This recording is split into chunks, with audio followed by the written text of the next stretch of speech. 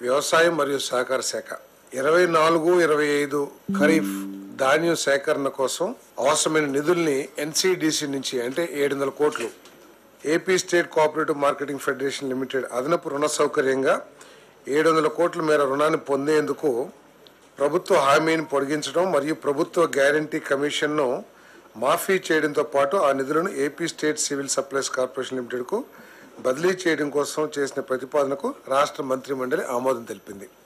ఇదేంటంటే రాష్ట్ర ప్రభుత్వం ప్రతిష్టాత్మకంగా తీసుకున్న ధాన్యం సేకరణ దేశంలో ఎక్కడా లేని విధంగా కూటమి ప్రభుత్వం ఆంధ్రప్రదేశ్లో ప్రతి రైతుకి కూడా ప్రభుత్వం సేకరించిన ధాన్యానికి 24 గంటలు కొన్ని సందర్భాల్లో 6-7 గంటల్లోనే డబ్బులు చెల్లించిన ప్రభుత్వం ఈ దేశంలో కేవలం చంద్రబాబు నాయుడు గారి ప్రభుత్వం అనే విషయాన్ని గమనిస్తూ మరి ఇప్పటికే 6,000 కోట్ల రూపాయలని 6,200 కోట్ల రూపాయలని రైతుల ఖాతాలకి జమ చేశాం. ఎందుకంటే ఈ సీజన్లో 28,83,238 మెట్రిక్ టన్నుల్ని ధాన్యం సేకరించి దాదాపు 4.6 లక్షల రైతుల దగ్గర నుంచి సేకరించి వాళ్ళకి 6,469 కోట్లని చెల్లించడం జరిగింది.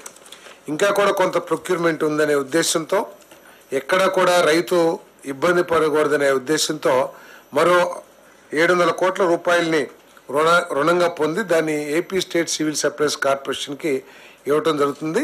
మిగిలిన ధాన్యాన్ని కూడా కొనడం జరుగుతుందని చెప్పేసి మనం చేస్తాను. మరి చర్చ సందర్భంగా ముఖ్యమంత్రి గారు ఈ సీజన్లో ఏదైతే ఈ ధాన్య సేకరణలో ప్రత్యేకంగా మాయిశ్చర్ విషయంలో ఏదైతే సమస్యలు ఎదుర్కొన్నామో వచ్చే సీజన్లో అటువంటి సమస్యలు పునరావృతం కాకుండా ఒక ఫుల్ ప్రూఫ్ మెథడాలజీని మీరు ఎవాల్వ్ చేయాలి అని చెప్పేసి ఆదేశించడం కూడా జరిగింది. ఏదేమైనా కూడా రైతుకి ఎటువంటి అసౌకర్యం కలక్కోకుండా తను పండించిన పంటని గిట్టుబాటు ధరకి అమ్ముకునే విధంగా సౌలభ్యం ప్రభుత్వం తరఫున కల్పించాలని చెప్పేసి ఆదేశించడం కూడా జరిగిందని చెప్పేసి మనం చేస్తాం.